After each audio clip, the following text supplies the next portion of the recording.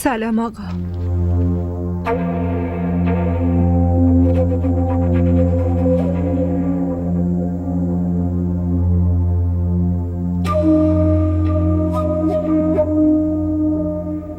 بشین.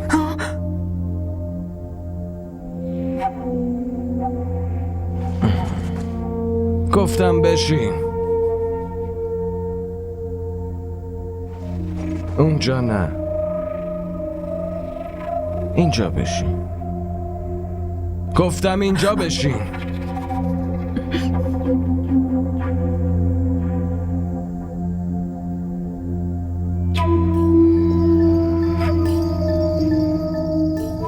یه سیب میخوام.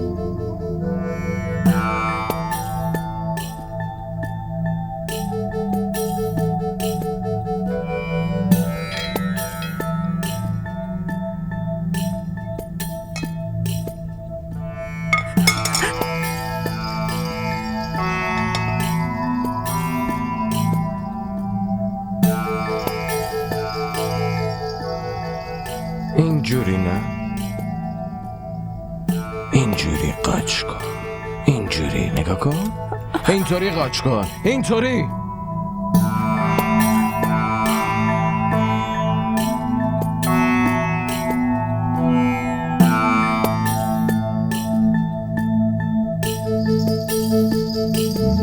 نه، آفرین به تو، خیلی زود یاد میگیری.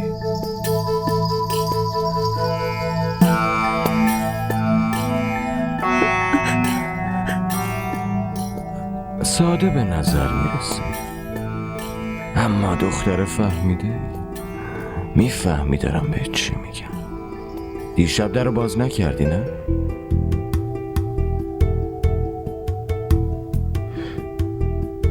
ازت پرسیدم که دیشب در رو باز نکردی؟ ها؟ خیلی ترسیده بودم. ترسیدی؟ آخه چرا؟ تو با من عهد کردی، میدونی که من شوهرتم، حقوق کامل دارم.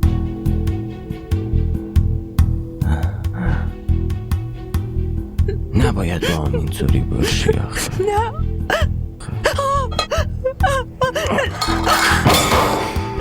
چی کار کردی آخه؟ از اینجا گم شو.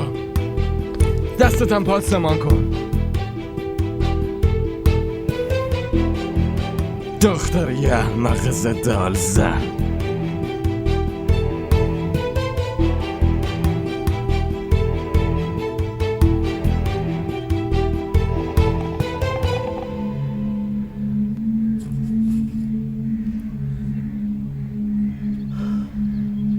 یالا سکینه، دست بذار و قسم بخور که دنبال دارو رفته بودی.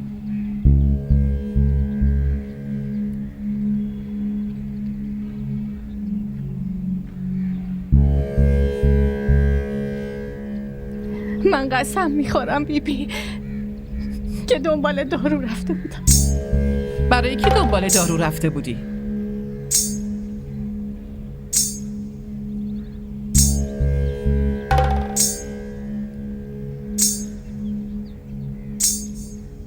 کی داشت میمرد که اون وقت شب مجبور شدی بری اتاق پسرم؟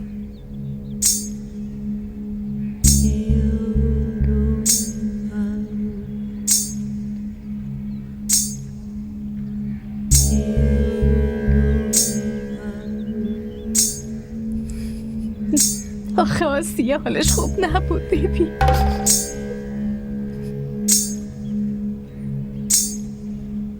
برای آسیه نه، برای خواهر مبشر خان بگو. پسر من به خاطر عشق و محبتش به تو حتی از این دنیا رفت و تو برای اون پشیزی هم ارزش قائل نیستی.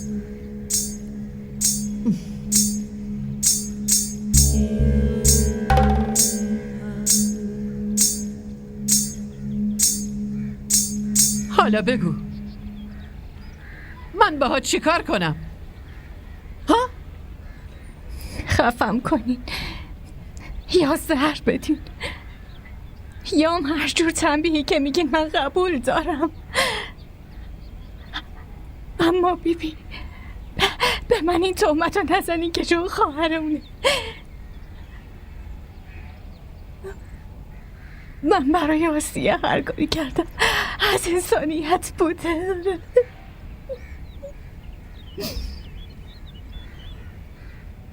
یعنی من تو رو با مبشر خان عقد نکنم؟ بچه ها تو من نگه میدارم، بزرگ شدن انتقام باباشونو میگیرن. اما نخیر، تو نمیتونی عقد کنی، عدت هم هنوز تموم نشده.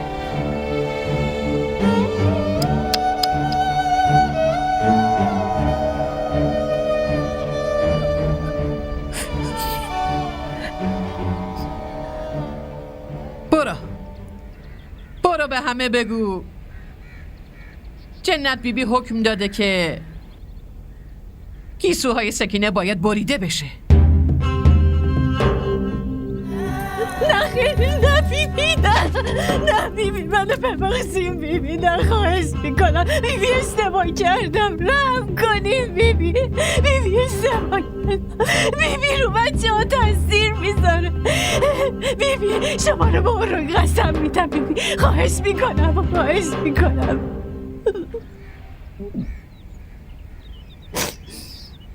زلیخا، هرچی شما بگینمه.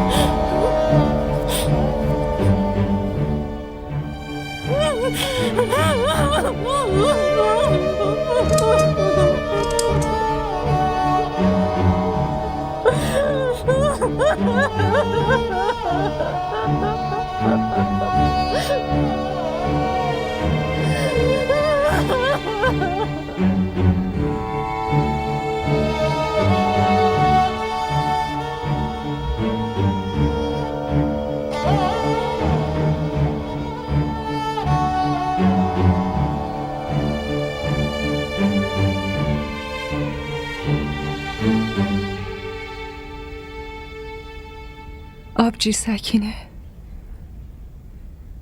منو ببخشید. آبجی سکینه، منو ببخشین. آبجی سکینه، منو ببخشید.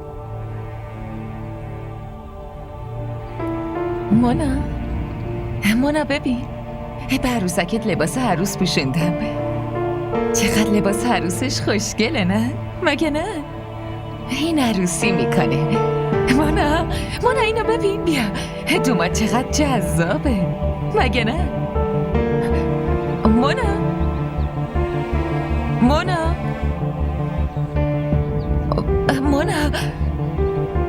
باید عروسی اینا رو بگیریم.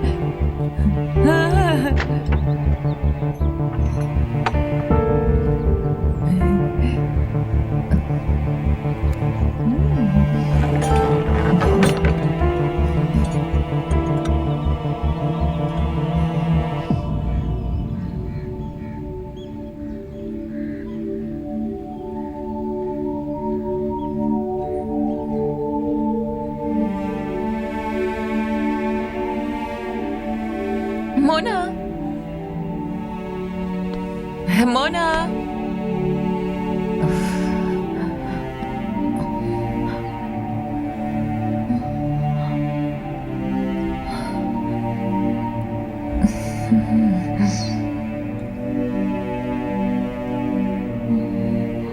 فریده،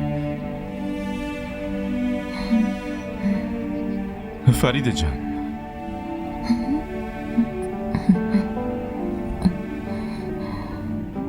با من بیا. عروسی عروسک منست. ببینش.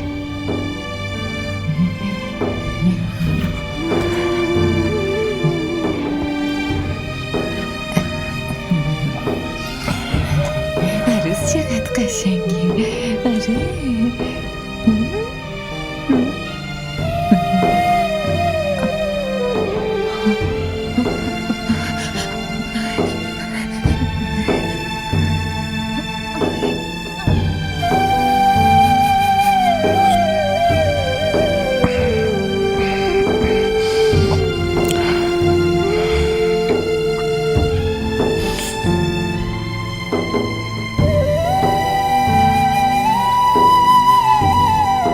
فریده؟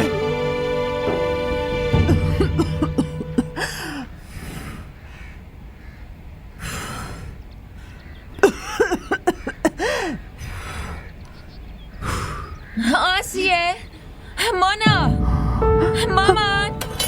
مامان، زنده داشت.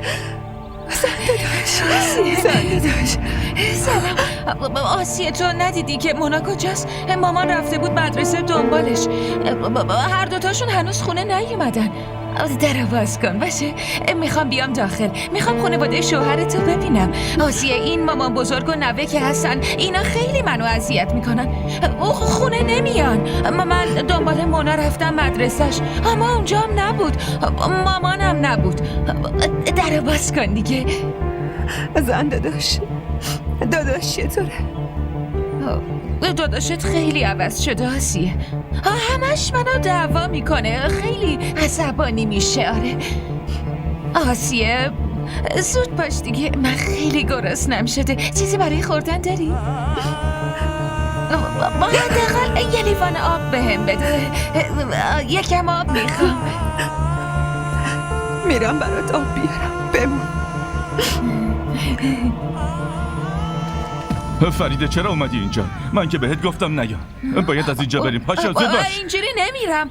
مامان و مونا هم با خودم باید بیان. اون که اینجا نیست. نه آسیه رفته داخل برام آب بیاره.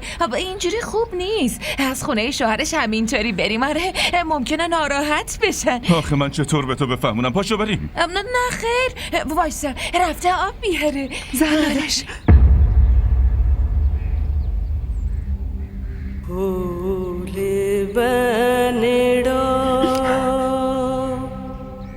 داداش همین الان از اینجا برو. من دیگه باید هیچ نسبتی ندارم. از اینجا برو.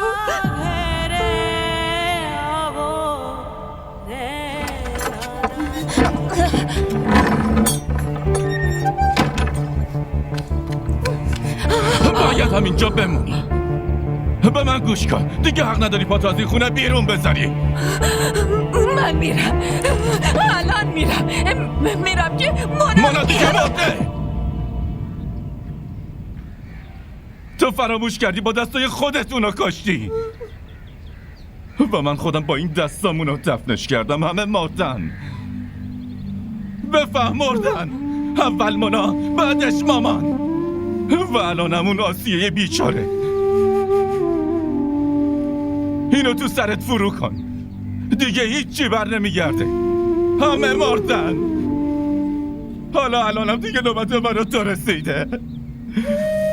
حالا باید ببینیم اول قراره تو از این زندگی بری یا من بدبخت. راست میگی. تو راست میگی. همه رو من کشتم.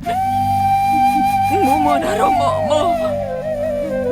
مامانتم آسیه رو منو اعدام میکنن. آره منو اعدام میکنن دیگه. من همه رو کشتم. منو اعدام میکنن.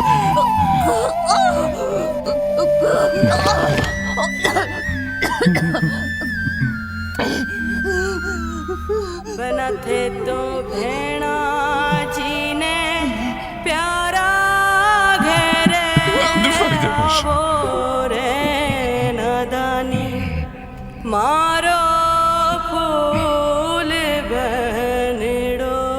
فریده फूल बनड़ो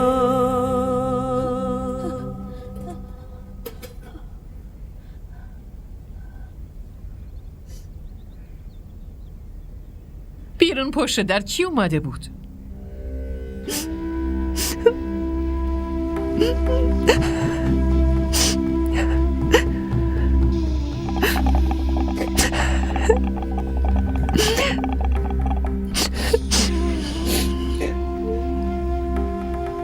چه دور و زمونه ای شده. تو یه روز باید 2 تا حکم صادر کنم. به به جنت بیبی، به به. چی کار میکنی؟ دست خانم شما بیاین، اون دختره رو ببینین اونجا.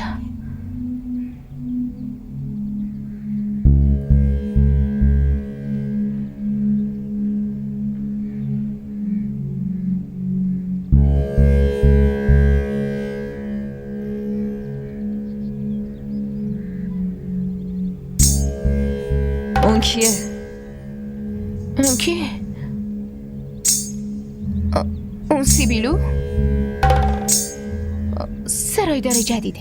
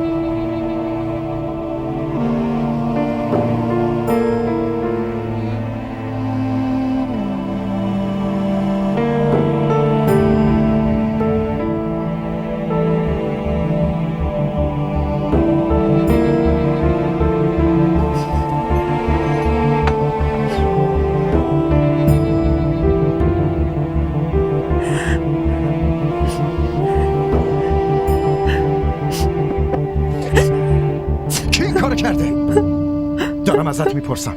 دستتو بنداز پایین، دستتو بنداز پایین. لطفاً بگو کی این کارو کرده.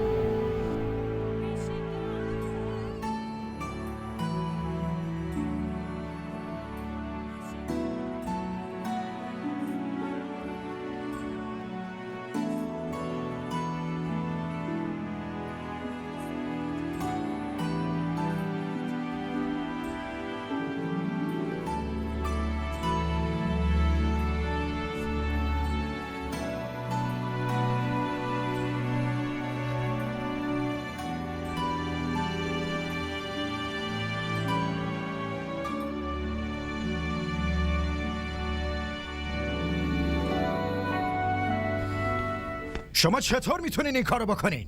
چرا؟ من چی کار کردم؟ تو این خونه چه اتفاقی افتاده؟ چرا اون دختر اونجوریه؟ مسائل زنونه است. بذار بین زنا باشه. میذاشتم. اگه شما مسائل زنا رو بین زنا میذاشتین، این بیرون چه نمایشی رو انداختین؟ اینجا مردم هستن. شربت خنک بگم برات بیارن؟ این جواب سوال من نیست. صدای منم خیلی بلنده. منم با صدای بلند میتونم حرف بزنم، اما نمیزنم. بپرس چرا؟ چون حرف زدن با صدای بلند تأثیر حرفو کم میکنه. چجوری میتونین انقدر ظالم باشین بیبی؟ من ظلم کردم؟ تو نمیدونی اون چی کار کرده. اینجا برای خودش دوست پیدا کرده. برو سکینه رو ببین، گیساش بریده شده.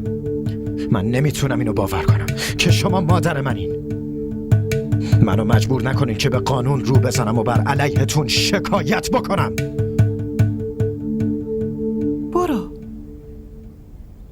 کارم بکن. نه خیر، یه کاری کن. بیا اینجا، بیا اینجا، بشین. بشین.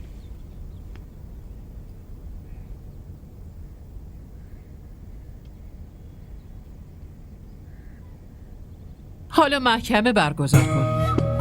بپرس، هر چی میخوای بپرس. توی این دنیا فقط تویی که میتونی محکومم کنی.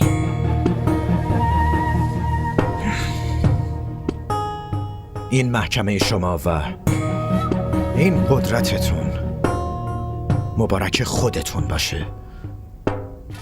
من اینا رو نمیخواستم هیچ وقت. پس دیگه منو سوال جواب نکن. تا وقتی من روی این کرسی نشستم، هر چیو درست فکر کنم همونو انجام میدم. سلیم داداش من، آره چطوره؟ خوبم آقا. برو بیا اینجا بشین. تو که حسابی گل کاشتی پسر. اگه اورانگ زنده بود میدونی بهمون چی میگو؟ جهان تو که 2 قدم از من جلوتر بودی، میخوای با هم بریم شکار کنی؟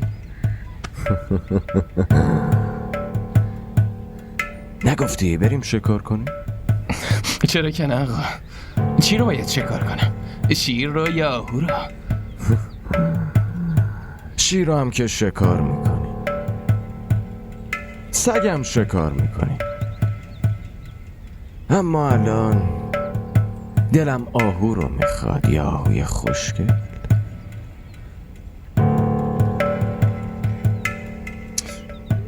برو آماده شو واسه شکار آهو. چشم آقا.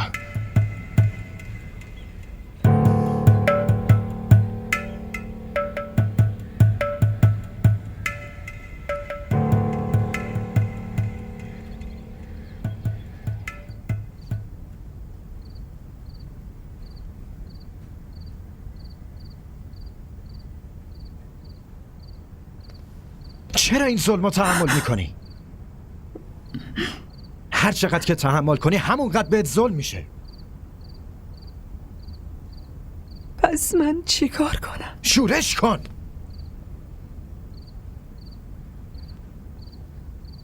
و اگه واسه اونم تنبیه بشم اون وقت چی؟ دوباره شورش کن. همینطوری ادامه بده تا وقتی اون ظالما عقب نشینی کنن. قدرتمندا عقب نمیکشن آقا. این ضعیفان که باید عقب بکشن. تو چرا انقدر خودتو ضعیف فرض میکنی آسیه؟ من کنارت هستم.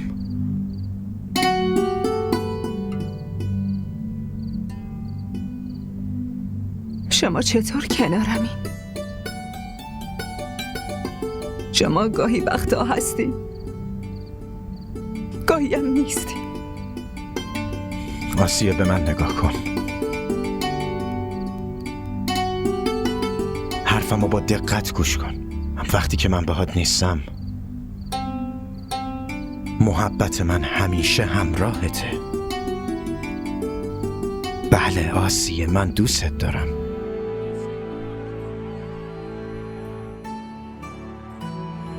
باید یه حقیقتی رو بهت بگم. من عاشقت شدم. خیلی دوستت دارم آسیه.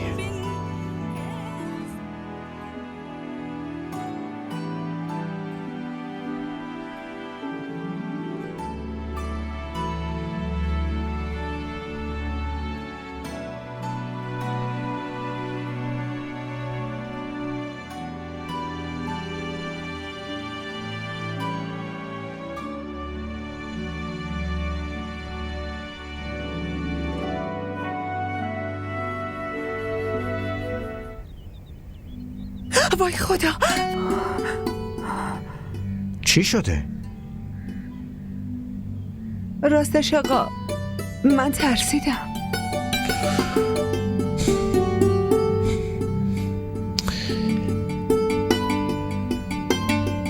تو از منم میترسی؟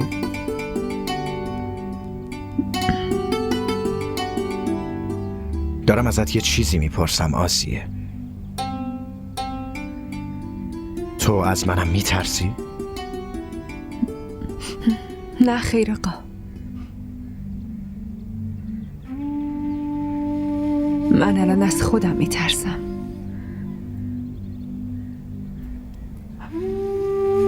من مثل یه موجود نفرین شده هستم.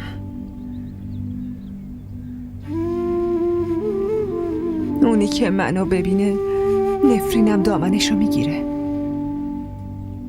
مصیبت بهش نازل میشه. مگه وضعیت آبجی سکینه رو ندیدین؟ من نمیخوام نحسی من شما رو هم بگیره. نه خیر آقا، شما به من نگاه نکنین. خیلی تلاش میکنم که بهت نگاه نکنم، اما چی کار کنم؟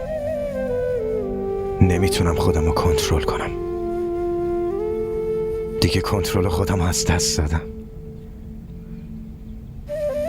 من به سختی مانع خودم شدم. به این زندگی عادت کردم. برای من از این سخت‌ترش نکنین. هیچ میدونین که الان دیگه هیچ کار من از چشم بیبی پنهون نمیمونه.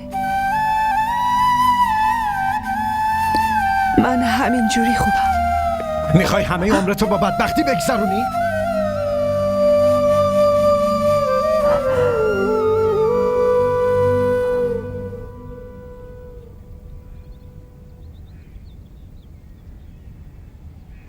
دختر چرا نمیفهمی؟ من برات دلسوزی نمی کنم آسیه. من فقط دوستت دارم، همین. جواب این پیشت هست؟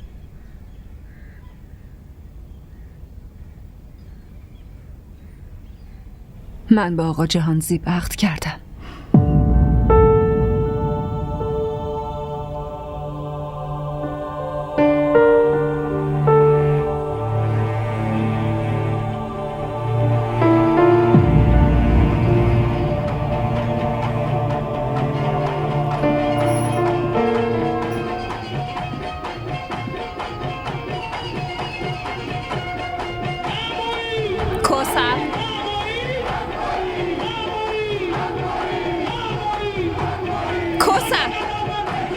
بله خانم.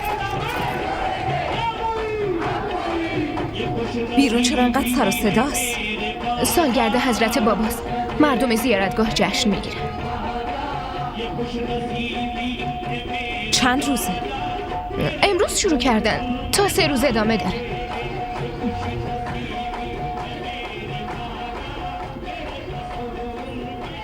برو معلوم کن بیبی کدوم روز قراره زیارتگاه بره. چشم خانم. حرفمو کامل گوش کن. بله خانم. یه چیز دیگه رو هم معلوم کن. دیگه چی؟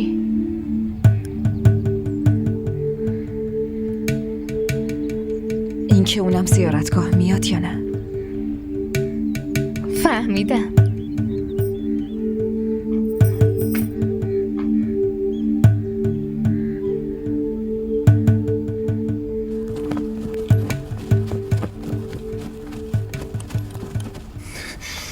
آقا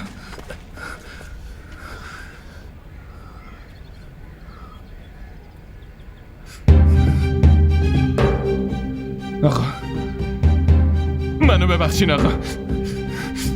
زنده داشت منو تهدید کرد.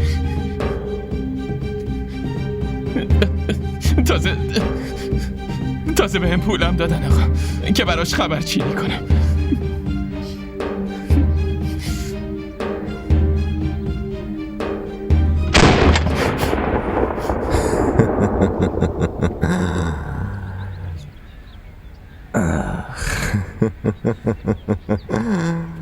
راستش میخواستم ببینم وقتی کسی دم مرگش باشه اون چطوری به نظر میرسه آخه.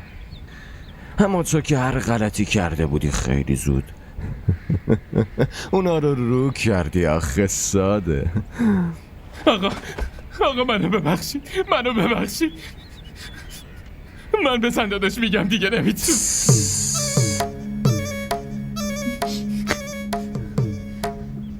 هر طوری که پیش میره بذار همون طوری هم پیش بره. اون باید اطمینان کنه که تو بهش وفادار هستی. آره پسر. خب تهدیداش رو هم بشنو، پولاش رو هم بگیر. به نظرم بقیه‌شو میدونی چی کار کنی؟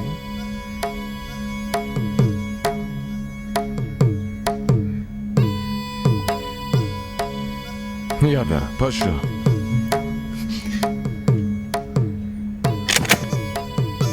شکار کجاست؟ حرف بزن.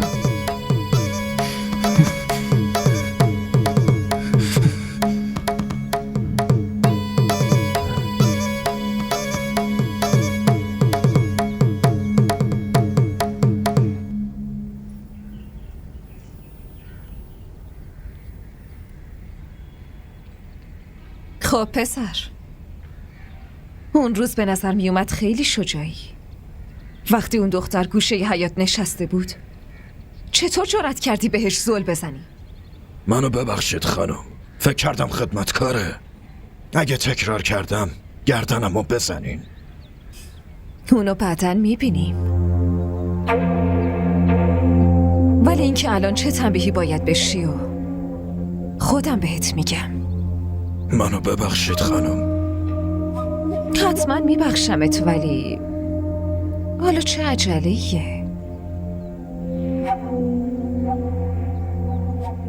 اول باید واسم یه کاری انجام بدی، بعدش میتونم ببخشمت. کار؟ آره کار. حقم نداری مخالفت کنی. چشم خانم جان، شما دستور بدین. بگو کوثر. من؟ نه من. چشم خانم، بیا اینجا.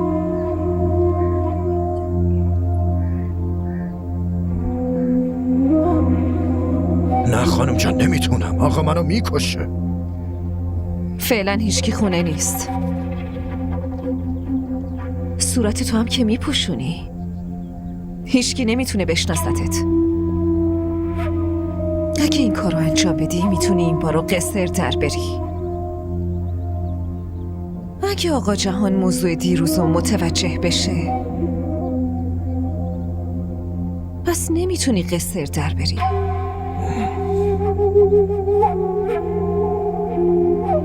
حالا بگو چی کار میکنی؟ چشم خانم جان، هرچی شما امر کنید.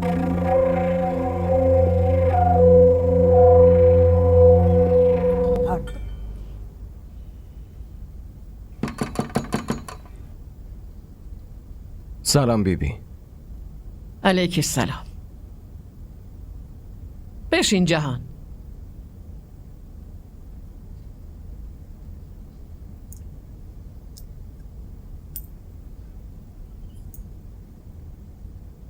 بین این دوتا گلوله چه فرقیه؟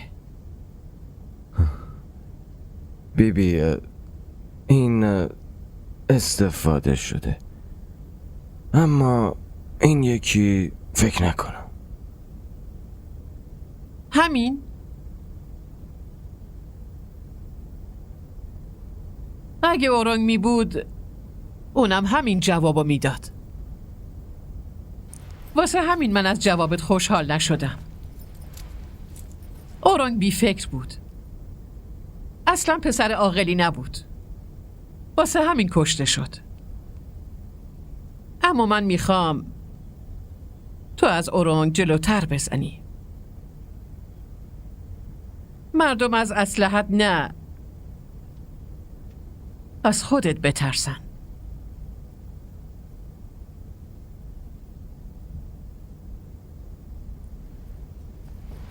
بین این دوتا گلوله فقط اون فرقی نیست که تو بهش فکر کردی.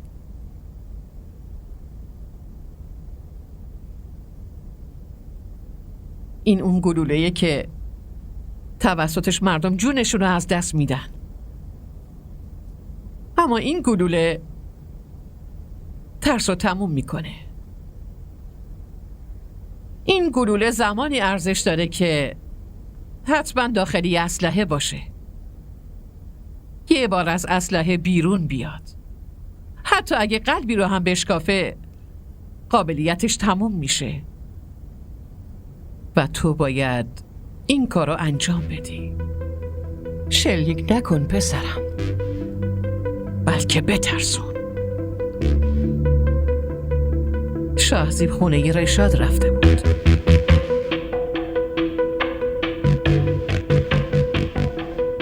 همون رشاد که بچه‌اش تحصیل کرده است؟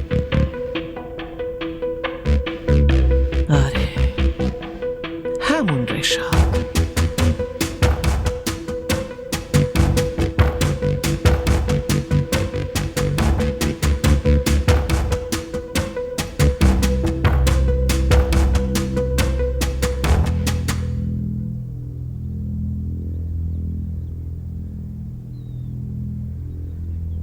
تو با رضایت خودت عقد کرده بودی؟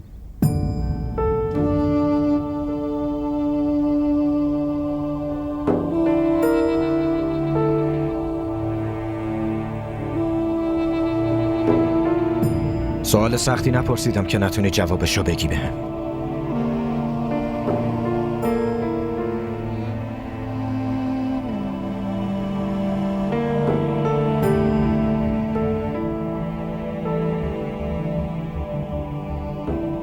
بگو آسیه، کسی ازت پرسیده بود؟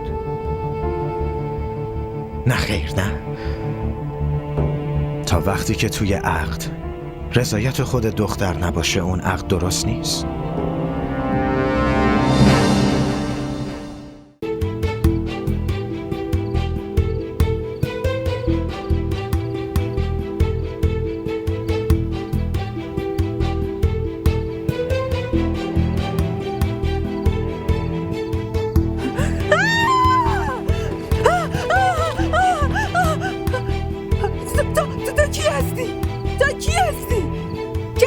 کسی اینجا نیست، خواهش میکنم، کسی نیست.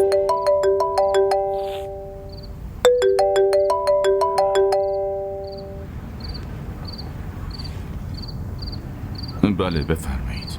مبشر زلیخا، چی شده؟ چرا داری گریه میکنی؟ چی بهت بگم؟ توی خونه ظلم بزرگی داره میشه. آسیه رو مثل یه آدم بیکس و کار گیر آوردن. چی شده؟ آسیه حالش خوبه؟ تو کی هستی؟ مراقب، خواهش میکنم، مراقب. بده تماس میکنم، خواهش میکنم، بام کاری نداشته باشه، التماست میکنم، خواهش میکنم. چی بهت بگم؟ آبروش روی خطره. تو خونم هیچ کس نیست. نه آقا جهانیست، نه شاهزیب. میشنوید داره چطوری جیغ میزنه؟ بیچاره واسه کمک صدا میزنه، داره التماس میکنه، اما کسی کمکش نمیکنه. الان میام اونجا. نه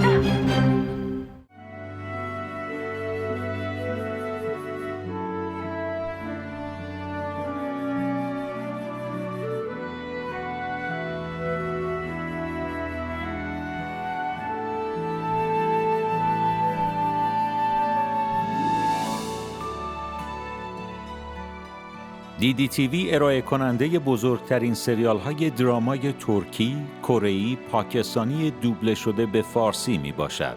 لطفاً سابسکرایب کنید و عضوی از خانواده ما شوید.